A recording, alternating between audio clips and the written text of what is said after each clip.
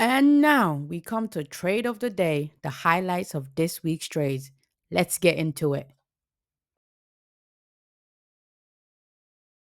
Good evening and welcome to Follow the Money, bringing you the latest updates on everything business, finance, the markets, and investment funds. Our top story this week, equities traders had a stellar second quarter, driving earnings for major Wall Street banks. A strong US economy, interest rate bets, and rising geopolitical uncertainty fueled trading activities as banks report their earnings this week. Bank of America saw a 20% jump in equities trading revenue to $1.9 billion thanks to strong client activity in cash and derivatives. Morgan Stanley reported an 18% rise to $3 billion, driven by client engagement in Asia and a constructive market environment. Goldman Sachs also benefited, with equities revenue up 7% to $3.17 billion. JP Morgan's equity market revenue saw 21% to $3 billion. Citigroup's increased 37% to $1.5 billion, and Wells Fargo surged 41% to $558 million. Executives highlighted the opportunities created by geopolitical and election uncertainties, which drove clients to reposition their portfolios. They expect continued strong performance in trading as clients navigate these uncertainties. Also on Follow the Money, BlackRock, the world's largest asset manager, reported a record $10.65 trillion in assets for the second quarter. This surge is attributed to rising stock markets and significant inflows into BlackRock's exchange-traded funds. The S&P 500 index jumped 4% during the quarter, boosting BlackRock's asset under management from $9.43 trillion a year ago and $10.5 trillion in the first quarter. The company also reported total net inflows of $81.57 billion, with $83 billion flowing into its ETFs. BlackRock's chairman and CEO, Larry Fink, highlighted the firm's bullish outlook on infrastructure and AI investment. He emphasized the growth potential in energy transition and AI data centers, anticipating continued strong performance in these sectors. Additionally, BlackRock is set to complete two major acquisitions in the second half of the year, strengthening its presence in infrastructure and private markets.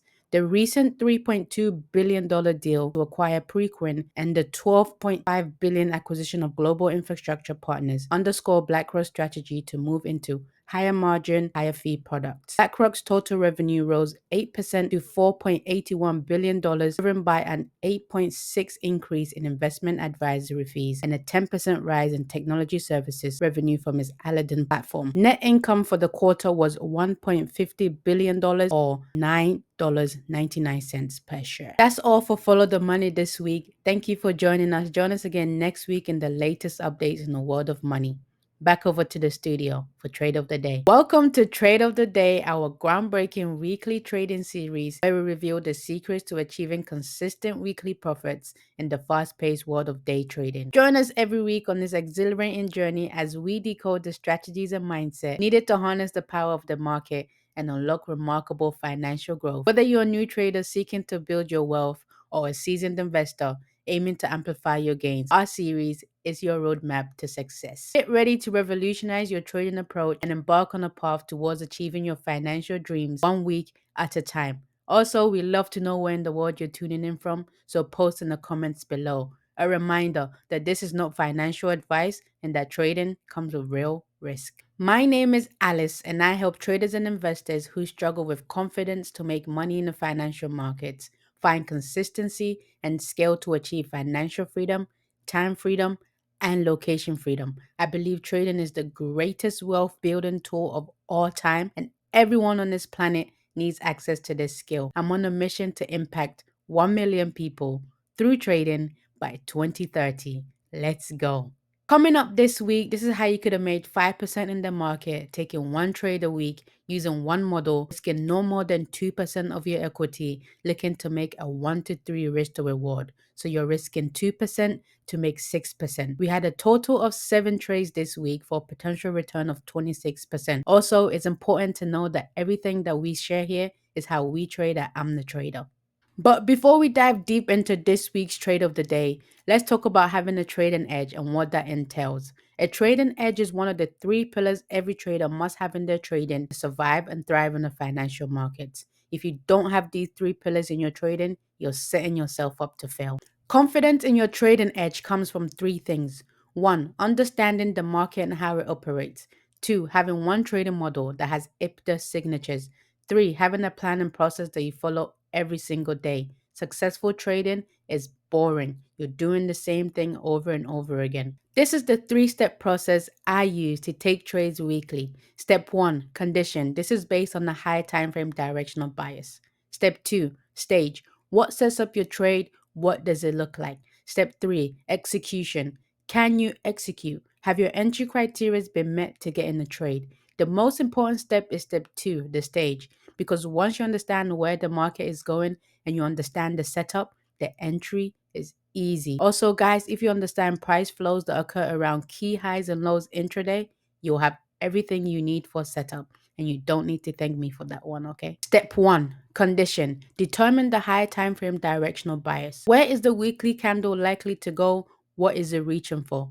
This will give you your condition going into the week. There are several factors that go into determine the high time frame directional bias. However, there are only two options. It's either you're expecting the weekly candle to expand higher or you're expecting the weekly candle to expand lower. Step 2, stage. What sets up your trade? What does it look like? First, we look at the economic calendar for the week. It lets us know when to look for a setup. We look for medium to high impact news drive to narrow our focus. We stock setup on calendar day and after the news release. The optimal days to trade this week were Monday, Tuesday, Wednesday, and Thursday. Secondly, we look at what sets up your trade and what does it look like. This would be your model. If your weekly analysis suggests that price is going higher, then you're in a buy program and should be hunting long formations. For our buy model, we want to see price trade below a key low, displacement higher causing a market structure shift. The displacement leg must have a fair value gap busy near the swing low. We wait for a swing high to form to anticipate execution. If your weekly analysis suggests that price is going lower, then you're in a sell program and should be hunting short formation. For our sell model, we want to see price trade above a key high, displacement lower causing a market structure shift. The displacement leg must have a fair value gap CB near the swing high. We wait for a swing low to form to anticipate execution. Step 3, execution. Once the stage is set, when and how do you execute? For execution, we're looking to enter on the fair value gap or order block created in the displacement leg that took structure. You have two options here. You can either enter a limit order at the order block or a limit order at the fair value gap. We use the fair value gap near the equilibrium of the range. You can also use the low hanging fruit option, meaning the one closest to price. Stop loss will go at the swing high for a sell and at the swing low for a buy. You're always going to be targeting a 1 to 3. It's important to know that you can have both model form in a span of a day or a week, but your high probability trades will be in the direction of your weekly program. Here are some factors to consider for high probability setup. First, we have time, the most important aspect of trading. At what time is the setup occurring? Then we have range. Where are we within the range? Are we in the upper, mid, or lower quadrant with respect to buy or sell? Then we have liquidity.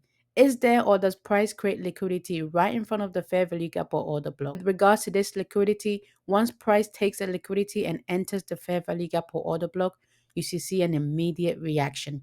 Lastly, when can you no longer enter the trade? Where is your cutoff point? For me, once price leaves the 0.25 pip extension, I'm no longer interested in entering the trade. Trading is a solo sport. You have to make it unique to you and your personality. All of this sounds complicated, I'm sure, if you're hearing it for the first time, but it's really simple. You just need to show up on the charts and look for it. Now let's head over to price action and look for it in price this week.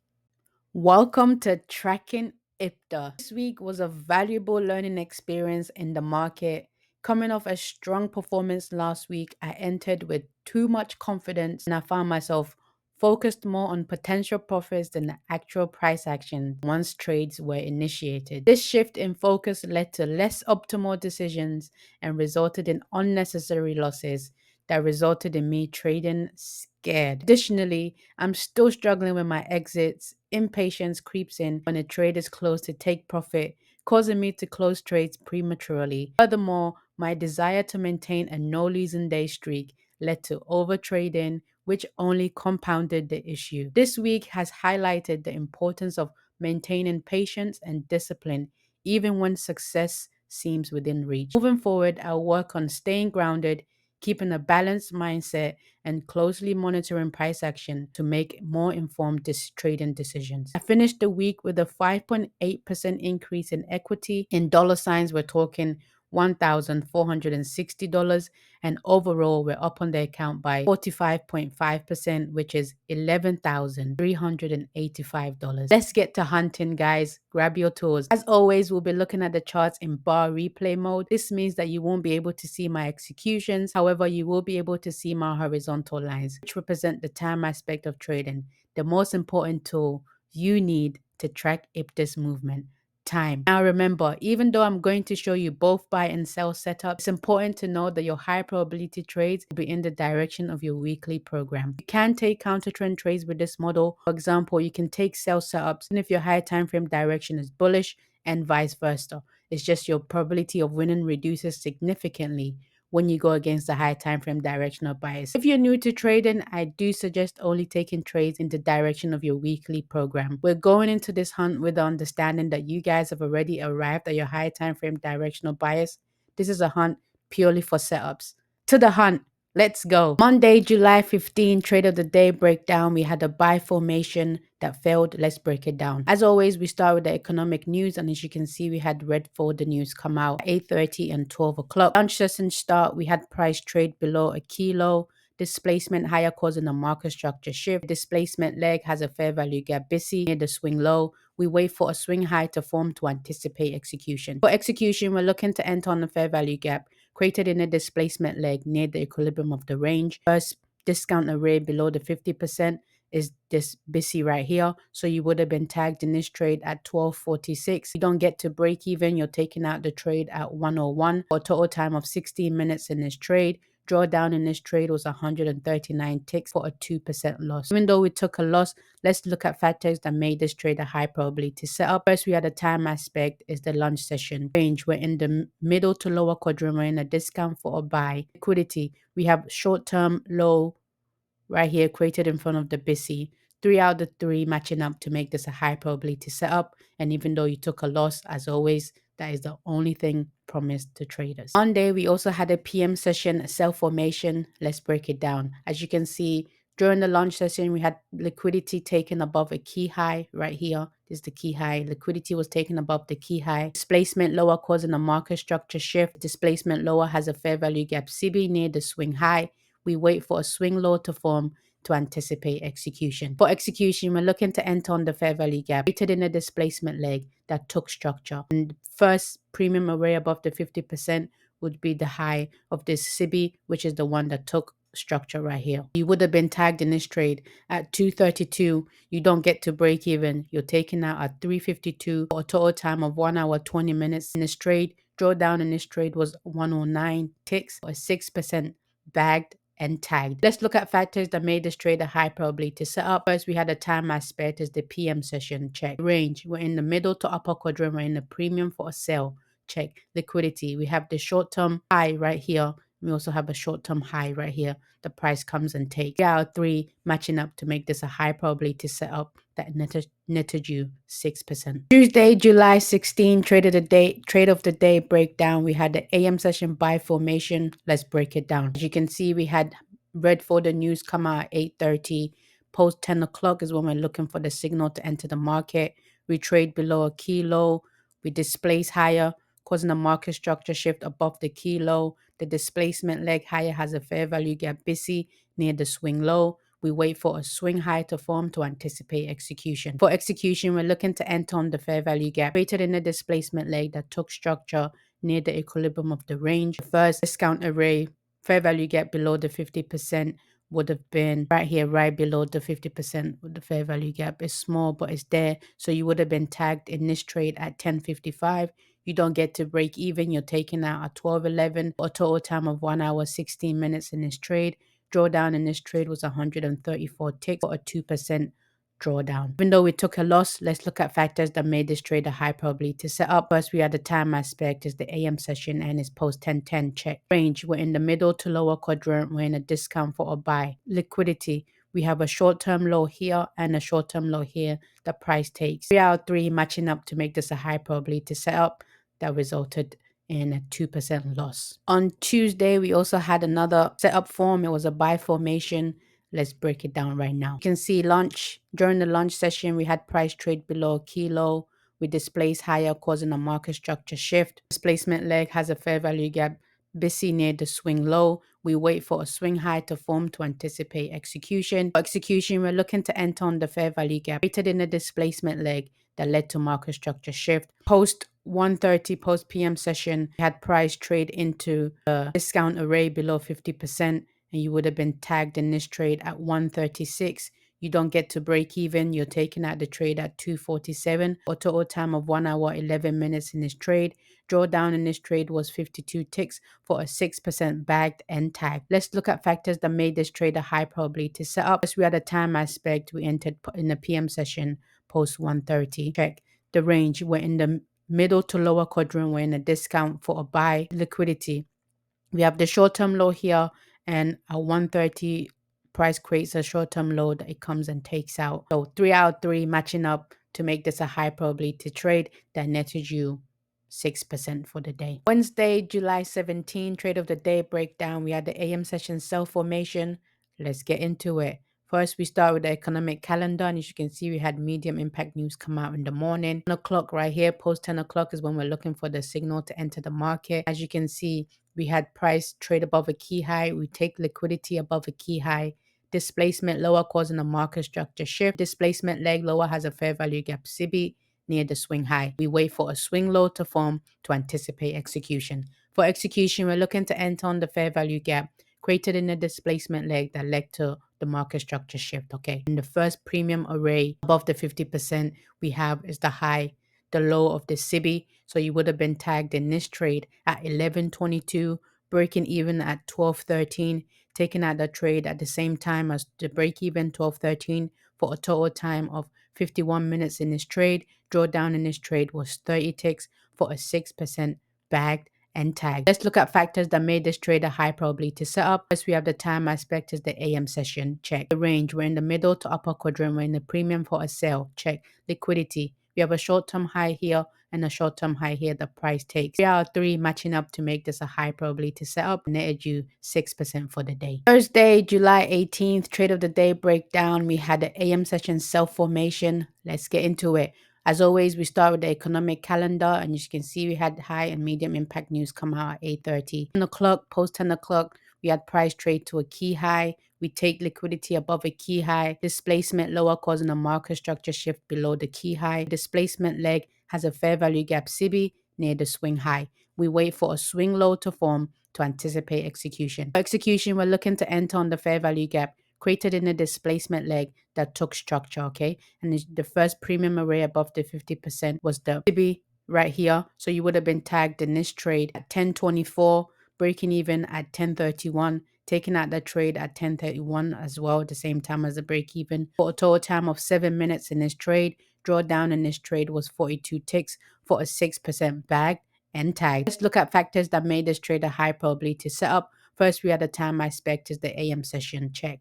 The range, we're in the middle to upper quadrant. We're in a premium for a sell. Check. Liquidity, no liquidity created or taken in this setup, but we do have 2 out of the 3 matching up to make this a high probability setup that netted you 6%. On Thursday, we also had the lunch session buy formation. Let's get into it right now.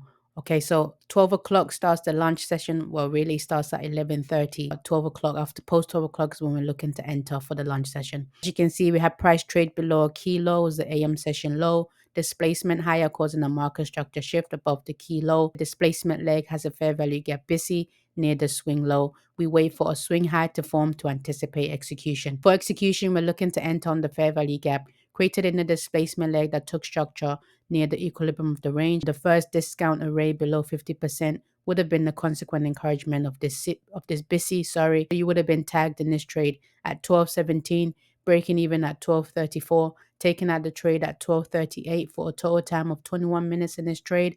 Drawdown in this trade was 13 ticks or 6% bagged and tagged. Let's look at factors that made this trade a high probability setup. First, we had the time aspect is the lunch session. Check. The range, we're in the middle to lower quadrant. We're in a discount for a buy. Liquidity, we have a short-term low right here. The price takes in front of the consequent encouragement 3 out of 3 matching up to make this a high probability setup and netted you 6%. Friday, July 19th, we had the trade of the day as well. The only reason why it didn't count is because we didn't have any economic news on this day. It was a valid setup. Let's break it down, okay? 9:30 to 10 o'clock, we had price trade above a key high, displace lower, and take structure below the key high. The displacement leg lower has a fair value gap. CB near the swing high. We wait for a swing low to form to anticipate execution. Remember when I said if the setup occurs prior to opening range or during the opening range at 10 o'clock, we're waiting for price to retrace back up into the premium array that caused the market structure shift, and then we're entering there. So here you would have been tagged in this trade post 10 o'clock right here at 10:11, which is also post 10:10, breaking even at 10:33, taking out the trade at 11:32 for a total time of 1 hour 21 minutes in this trade. Drawdown was very minimum, was about 0 drawdown in this trade, okay? And netted you 6% in the bag. We didn't take this trade, or it didn't count towards our potential profit this week because they had no economic news. And according to the model, we must have economic news on the day, okay? So this was a valid trade, and even though we didn't have the news, we still took it on a different account. This brings us to the end of, actually, let's consider factors that made this trade a high probability setup. I'm jumping the gun there, guys.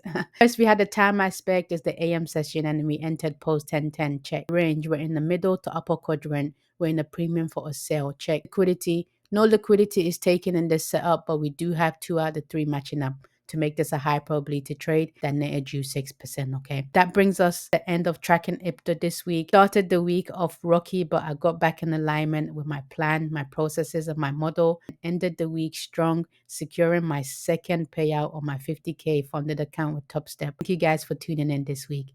See you next week. Every week, we have shown you at least one or more opportunities that could have netted you 5%. The 2% risk if you had taken all 7 trades this week, you'd be looking at 26% for the week. But remember, we're only looking for one trade that will net us our 5%, and we're done trading for the week. As traders, we must be content with enough, and we must learn to limit trade frequency. The lesser you're in the market, the less of your money it would take. I hope you found Trade of the Day insightful today, and hopefully you enjoyed this one. Deciding to become a trader is the greatest decision one will ever make. It is the fastest way to build the life that you want. And too many of us fail at it. 90% actually. This is because we're not equipped with the right tools to ensure survival, let alone thrive.